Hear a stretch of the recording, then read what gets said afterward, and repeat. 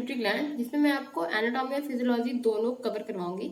तो फर्स्टली हम एनाटॉमी देखेंगे, जिसमें हम देखेंगे पिट्यूटरी ग्लैंड के एक्सटर्नल फीचर्स, उसके लोब्स, उसके शेप एंड साइज, उसका नर्व सप्लाई, ब्लड सप्लाई और भी बहुत कुछ। और फिजियोलॉजी में हम देखेंगे कि पिट्यूटरी ग्लैंड से जो भी सिक्रेशंस होते हैं उसका इफेक्ट हमारे बॉडी पे क्या होता है।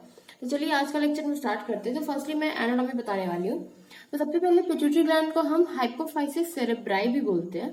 इसका जो आयुर्वेदिक नेम है उसको हम बोलेंगे आयुर्वेदिक, अकॉर्डिंग टू आयुर्वेदा, पीयूष ग्रंथि।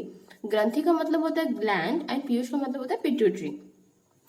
ये जो पिट्यूटरी ग्लैंड है वो हमारे बॉडी का बोल सकते हो या फिर बोल सकते हो पूरे इंडोक्राइन ग्लैंड में से सबसे स्मॉल इंडोक्राइन ग्लैंड बोला जाता है पिट्यूटरी ग्लैंड को, और वो बेस ऑफ ब्रेन में सिचुएटेड होता है।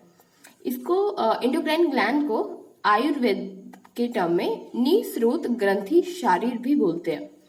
पिट्यूटरी ग्लैंड को हम मास्टर ग्लैंड भी बोलते हैं, क्योंकि जितने भी अदर इंडोक्राइन ग्लैंड होते हैं लाइक पाराथायरॉइड, थायरॉइड, एड्रिनल ग्लैंड, उन सब के सिक्रेशन को ये पिट्यूटरी ग्लैंड ही कंट्रोल करता है। अब इसका देखेंगे हम कि ये पाया कहाँ जाता है। तो स्फेनोइड बोन में एक फोसा होता है, ठीक है, जिसको हम बोल सकते हैं हाइपोफाइजियल फोसा और सेला रसिका और पिट्यूटरी फोसा। वहां पे पिट्यूटरी ग्लैंड पाया जाता है। जब मैं आपको डायग्राम दिखाऊंगी तो मैं आपको वहां शो करवाऊंगी कि किस तरह से उस फोसा में पिट्यूटरी ग्लैंड पाया जाता है। और ये जो फोसा है उसकी जो छत होती है वो डायफ्राम सेल्ले से बनी हुई होती है। अब है पिट्यूटरी ग्लैंड का जो स्टॉक होता है वो डायफ्राम सेल्ले को पर्स करता है और वो थर्ड वेंट्रिकल के फ्लोर के ऊपर तक वो अटैच होता है। ओके, अब इसका देखेंगे हम ग्लैंड का शेप एंड साइज। तो फर्स्टली इसका जो शेप होता है वो ओवल शेप्ड होता है। लेंथ अगर हम एंटीरियर पोस्टीरियरली से जब मेजर करेंगे तो 8 मिलीमीटर होता है। ब्रेथ उसका जब हम लोग ट्रांसवर्सली मेजर करेंगे तो 12 मिलीमीटर होता है। और इसका जो वेट होता है वो 500 मिलीग्राम। अब ये जो पिट्यूटरी ग्लैंड है वो हाइपोथैलेमस से अटैच होता है वाया स्टॉक। इस स्टॉक को हम बोलते हैं इन्फंडिबुलम। जैसे कि मैंने यहाँ पे एक रफ डायग्राम शो कराया है। फर्स्टली ये हमारा हो गया हाइपोथैलेमस और ये पिट्यूटरी ग्लैंड, इन दोनों को जो कनेक्ट कर रहा है वो स्टॉक, उसको हम बोलेंगे इन्फंडिबुलम, ठीक है। उसके बाद ये बाहर का जो मैंने सर्कल बनाया है उसमें एंटीरियर लोब और मिडल लोब एंड ऊपर वाले में पोस्टीरियर लोब। तो एंटीरियर लोब और मिडल लोब को कॉम्बो करके हम लोग बोलते हैं एडेनो हाइपोफाइसिस, और पोस्टीरियर लोब और इन्फंडिबुलम को हम लोग बोलेंगे न्यूरो हाइपोफाइसिस। अब आता है हमारा एक्सटर्नल फीचर्स। तो पिट्यूटरी ग्लैंड को मेनली दो मेन पार्ट में बांटा गया है। फर्स्ट है हमारा एडेनो हाइपोफाइसिस एंड दूसरा है न्यूरो हाइपोफाइसिस।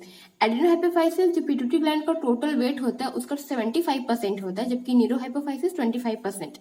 अब ये दोनों कैसे डिफर करता है, तो ये दोनों पहले तो मॉर्फोलॉजिकली डिफर करता है, एम्ब्रियोलॉजिकली डिफर करता है एंड देन फंक्शनली डिफर करेगा। फंक्शनली में मैं बताऊंगी इसमें हार्मोन्स से कैसे ये डिफर करेगा, मतलब इसमें अलग अलग हार्मोन सीक्रेट होते हैं, उसका इफेक्ट हमारे बॉडी पे क्या होता है। एम्ब्रियोलॉजी का अभी हम लोग देख लेंगे और मॉर्फोलॉजी का हम लोग आगे डायग्राम में देखेंगे। तो फर्स्टली हम देखते हैं एम्ब्रियोलॉजी। तो जो एडेनो हाइपोफाइसिस है वो डेवलप करता है as an upward growth, that is वो रहती है पॉच से डेवलप करता है, जो from ectodermal roof of stomodeum. जबकि न्यूरो हाइपोफाइसिस वो develop as an downward growth from the floor of diencephalon, और वो न्यूरो हाइपोफाइसिस कनेक्टेड रहता है हाइपोथैलेमस से बाय न्यूरल पाथवेज। पहला देखेंगे हम एंटीरियर एडेनो हाइपोफाइसिस के लोब्स। तो फर्स्टली जो लोब्स होते हैं एंटीरियर लोब, दूसरा लोब इंटरमीडिएट लोब और तीसरा ट्यूबरल लोब। तो एंटीरियर लोब को हम पार्स एंटीरियर भी बोलते हैं और पार्स डिस्टालिस और यू कैन से पार्स ग्लैंडुलरिस। ये सबसे लार्जेस्ट पार्ट होता है पूरे पिट्यूटरी ग्लैंड में। दूसरा आता है हमारा इंटरमीडिएट लोब और you can say parse intermedia. ये एंटीरियर लोब से सेपरेटेड होता है बाय इंट्राग्लैंडुलर क्लेफ्ट, लेकिन ह्यूमन में ये एंटीरियर लोब से ही मर्ज होता है। ये सब आप बोल सकते हो, मतलब जो सेपरेटेड होता है वो लोअर वर्टिब्रेट्स में देखा गया।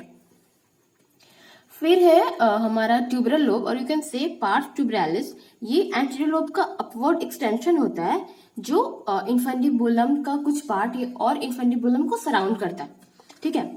अब आएगा हमारा न्यूरो हाइपोफाइसिस में फर्स्टली पोस्टीरियर लोब और you can say neural lobe और पार्स पोस्टीरियर। ये एंटीरियर लोब से छोटा होता है और जो भी एंटीरियर लोब के लार्ज पोस्टीरियर कॉन्केविटी में ये पाया जाता है। कौन? Posterior lobe. और फिर आता है हमारा इन्फेंडिबुलर स्टेम।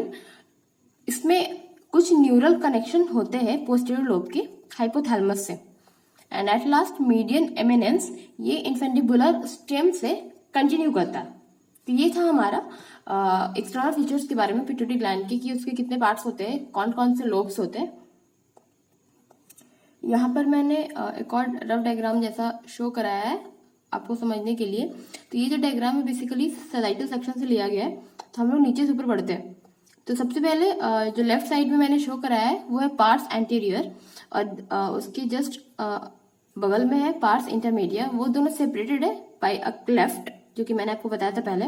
उसके ऊपर की तरफ बढ़ते हैं तो ये हमारा हो गया पास ट्यूबरालिस, एंड राइट साइड में पास पोस्टेरियर, एंड उसके ऊपर इन्फेंडिबुलम जो हाइपोथैलेमस से कनेक्ट करता है। राइट साइड में ये हमारा जो सेमी सर्कल टाइप का है उसको बोलेंगे mammillary body, and this is the optic chiasma. और ये हमारा हो गया, this is the median eminence. And इन दोनों के बीच में आप बोल सकते हो इन्फेंडिबुलम का जो ऊपर का पोर्शन जो आ जाता है वो infundibulum recess of third ventricle का फॉर्मेशन करता है। अब हम देखेंगे इसके रिलेशंस, मतलब कि जहाँ पे पिट्यूटरी ग्लैंड पाया जाता है उसके ऊपर क्या होता है, उसके नीचे क्या होता है, उसके साइड साइड में क्या होता है। तो फर्स्टली मैं अभी आपको बताऊंगी थियोरेटिकल पोर्शन से, उसके बाद मैं आपको दिखाऊंगी डायग्राम के बेसिस पे, ताकि आपको अच्छे से समझ में आ जाए। तो सबसे पहले देखेंगे सुपेरियरली, मतलब ऊपर की तरफ क्या होता है। तो फर्स्टली ऊपर की तरफ होता है डायफ्राम सेल है, after that optic chiasma, tuber cinereum, and fourth infundibulum recess of third ventricle. ये मैं आपको शो कराऊंगी, डायफ्राम सेल है and infundibular recess of third ventricle आप यहाँ पे देख सकते हो, जो कि मैंने अभी आपको यहाँ पे शो कराया है। ठीक है, this is the infundibular recess of third ventricle. फिर आता है हमारा इंफीरियरली ड्यूरामेटर। जब हम लोग पढ़ेंगे तो उसके बेसिकली दो लेयर होते हैं। ठीक है, तो उन दोनों के बीच में इरेगुलर वेनस चैनल्स होते हैं, तो वो इंफीरियरली पाया जाता है, जो हाइपोफाइसिस सेरेब्राई का मतलब पिट्यूटरी ग्लैंड का लाइनिंग फ्लोर बनाता है। After that hypophyseal fossa and then sphenoidal air sinus. और उसके दोनों साइड में, मतलब if suppose this is the pituitary gland, तो इसके दोनों साइड में पाया जाएगा cavernous sinus with its content. तो अभी ये डायग्राम देखो, तो इसमें बेसिकली मैंने रिलेशन बताने के लिए ये डायग्राम चूज किया है। तो सबसे पहले पिट्यूटरी ग्लैंड आप देखोगे थोड़ा लाइट पिंकिश कलर में है, जिसको हाइपोफाइसिस सेरेब्राई भी हम लोग बोलते हैं। इसकी ऊपर साइड मतलब सुपीरियरली डायफ्राम सेले पाया जाता है। और मैंने बताया था आपको पिट्यूटरी ग्लैंड में एक स्टॉक होता है इन्फेंडिबुलम, जो हाइपोथैलेमस से जाके अटैच करता है। तो वो इन्फेंडिबुलम डायफ्राम सेले को पर्स कर रहा है। नीचे की साइड पे मतलब इंफीरियरली हाइपोफाइजियल फोसा पाया जाता है। फिर आप देख सकते हो राइट साइड में इनर और outer layer of dura matter show किया है, तो वो भी इंफीरियरली ही पाया जाता है। तो ये था हमारा डायग्राम।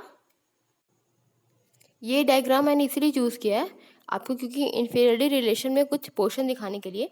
तो जैसे कि मैंने आपको बताया था, inferiorly irregular venous channels between two layers of dura mater पाया जाता है, then hypophyseal fossa and then sphenoidal air sinus. तो हाइपोफाइजियल फोसा तो मैंने आपको पिछले डायग्राम में दिखा दिया। इसमें बेसिकली हम लोग दो चीज़ देखेंगे, स्फेनोइडल air sinus and meningeal layer of dura matter. तो आप इसमें देख सकते हो, ये जो डायग्राम है बेसिकली मिडल क्रेनियल फोसा का क्रोनल सेक्शन है। लेकिन हम इसमें बहुत सारे टर्म देख सकते हो, बट इसमें हम लोगों को दो ही चीज़ काम है, जो मैंने एक तो हाईलाइट किया है। राइट साइड में आप देख सकते हो हाइपोफाइजियल सेरेब्राई है, उसके नीचे हमारा है स्फेनोइडल air sinus, and left side में अपर साइड ये हमारा meningeal layer of dura matter. Okay, अब हमारा नेक्स्ट पॉइंट आता है ब्लड सप्लाई। तो जब सबसे पहले हम देखेंगे इसमें आर्टेरियल सप्लाई, तो एक सुपीरियर हाइपोफाइजियल आर्टरी होता है और एक इंफीरियर हाइपोफाइजियल आर्टरी। ये पिट्यूटरी ग्लैंड के दोनों साइड में प्रेजेंट होता है, और बेसिकली ये दोनों इंटरनल कैरोटिड आर्टरी का ब्रांच होता है। अब आता है वेनस ड्रेनेज। तो वेनस ड्रेनेज में सबसे पहले तो ब्लड ड्रेन करता है हाइपोफाइजियल पोर्टल वेन में, और दूसरा होता है कि जो भी पिट्यूटरी ग्लैंड होता है ना, उसके सरफेस से बहुत छोटे छोटे वेन्स इमर्ज होते हैं और वो ड्रेन करते हैं इन द नेबरिंग ड्यूरल और वेनस साइनस में। अब हम देखेंगे हार्मोन्स के बारे में कि किस लोब से कौन सा हार्मोन सीक्रेट होता है। तो हमने एम्ब्रियोलॉजिकली देख लिया उन दोनों में क्या डिफरेंस होता है एडेनोहाइपोफाइसिस और न्यूरोहाइपोफाइसिस में। हमने मॉर्फोलॉजी भी देख लिया। अभी हम लोग सिर्फ हार्मोन का नाम देखेंगे और नेक्स्ट लेक्चर में मैं बताऊंगी उसके फंक्शंस। तो आप फिर देखोगे कि एंटीरियर लोब में मतलब एडेनोहाइपोफाइसिस और न्यूरोहाइपोफाइसिस में फंक्शनली भी डिफर होता है। तो फर्स्टली आता है हमारा एंटीरियर लोब में। तो एंटीरियर लोब बेसिकली दो तरह के सेल्स से बना रहता है, क्रोमोफिलिक सेल्स एंड क्रोमोफोबिक सेल्स। ये दोनों 50-50% रहता है, डेट इज बोल सकते हैं 1:1 रेशियो में। तो क्रोमोफिलिक का मतलब होता है, क्रोम का मतलब होता है कलर और फिलिक का मतलब होता है अट्रैक्शन। उसी तरह क्रोमोफोबिक का मतलब होता है क्रोम मतलब कलर और फोबिक मतलब दूर भागना और हेट्रेड। तो ये क्रोमोफोबिक सेल बेसिकली नॉन सिक्रेटरी होता है, मतलब इससे कोई भी हार्मोन सिक्रेट नहीं होते हैं, जबकि क्रोमोफिलिक सेल से ही हार्मोन सिक्रेट होते हैं। तो क्रोमोफिलिक सेल्स को भी दो पार्ट में बांटा है, एसिडोफिल्स और बेसोफिल्स। एसिडोफिल्स को हम लोग अल्फा सेल्स भी बोलेंगे और बेसोफिल्स को हम लोग बीटा सेल्स भी बोलेंगे। तो एसिडोफिल्स के द्वारा कौन कौन सी हार्मोन सिक्रेट होती है? तो फर्स्टली है हमारा सोमेटोट्रॉप्स। सोमेटोट्रॉप्स में आता है ग्रोथ हार्मोन और एसटीएच। उसके बाद है मैमोट्रॉप्स, दैट इज बोल सकते हैं हम लोग प्रोलैक्टिन सेल्स, जिससे लैक्टोजेनिक हार्मोन सिक्रेट होता है। एंड थर्ड है हमारा कॉर्टिकोट्रॉप्स, एसीटीएच। ठीक है, फिर है बेसोफिल्स और बीटा सेल्स। इससे बेसिकली 3 हार्मोन सिक्रेट होते हैं। फर्स्टली थायरोट्रॉप जो सिक्रेट करता है TSH, thyroid stimulating hormone. Then gonadotrope, FSH, follicle stimulating hormone. And luteotropes, इससे एलएच और आईसीएसएच सिक्रेट होता है। तो अभी देख सकते हो एसिडोफिल्स सेल से बेसिकली ये हार्मोन सिक्रेट होते हैं, ग्रोथ हार्मोन, लैक्टोजेनिक हार्मोन और एसीटीएच हार्मोन। जबकि बेसोफिल सेल से टीएसएच, एफएसएच और एलएच हार्मोन सिक्रेट होते हैं। तो अभी हमने एंटीरियर लोब से देखा कि एंटीरियर लोब में बेसिकली कौन से सेल्स होते हैं एंड उससे क्या कौन सा हार्मोन सिक्रेट होता है। अब आएगा हमारा इंटरमीडिएट लोब। तो इंटरमीडिएट लोब बेसिकली बना होता है बेसोफिल सेल से और क्रोमोफोब सेल से, जो सिक्रेट करता है क्या, एमएसएच, मेलानोसाइट स्टिमुलेटिंग हार्मोन। और पोस्टीरियर लोब जो होता है वो 2 चीज से बना रहता है, first non myelinated fibres and दूसरा मॉडिफाइड न्यूरोग्लियल सेल्स। जो नॉन माइलिनेटेड फाइबर्स रहता है वो हाइपोथैलेमल हाइपोफाइसियल ट्रैक्ट, आप बोल सकते हो आगे जाके वो फॉर्मेशन करता है। और जबकि जो न्यूरोग्लियल सेल्स है वो पिट्यूसाइट्स का फॉर्मेशन करता है, जो कि पिट्यूटरी ग्लैंड के को सपोर्ट करता है। मतलब वहां पे मैं जब आगे आपको डायग्राम शो कराऊंगी न्यूरोहाइपोफाइसिस का, तो वहां पे आपको बताऊंगी पिट्यूटरी करता क्या है। ये जो पोस्टीरियर लोब होता है वो बेसिकली क्या करता है, वो सिर्फ हार्मोन को स्टोर करता है और वक्त आने पे उसे रिलीज कराता है। लेकिन एंटीरियर लोब में और यू कैन से एडेनोहाइपोफाइसिस में वहां पे उस हार्मोन का फॉर्मेशन भी होता है और रिलीज भी होता है, लेकिन पोस्टीरियर लोब में सिर्फ स्टोर होता है। दैट इज इसमें जो भी हार्मोन जो स्टोर होते हैं उसका फॉर्मेशन कहीं और होता है। एंड यहाँ पे वो आते हैं by the help of a passage. And वहां पे स्टोर होने के बाद जब इसकी जरूरत होती है तो वो रिलीज कराते हैं एडीएच और ऑक्सीटोसिन हार्मोन। तो आज का हमारा जो लेक्चर था वो बेसिकली एनाटॉमी पोर्शन पे था। मैंने ज्यादा से ज्यादा पोर्शन कवर कराने की कोशिश की है। आई होप कि आपको ये वीडियो अच्छा लगा हो। तो that's all for today, see you, have a good day and thank you for watching, bye bye.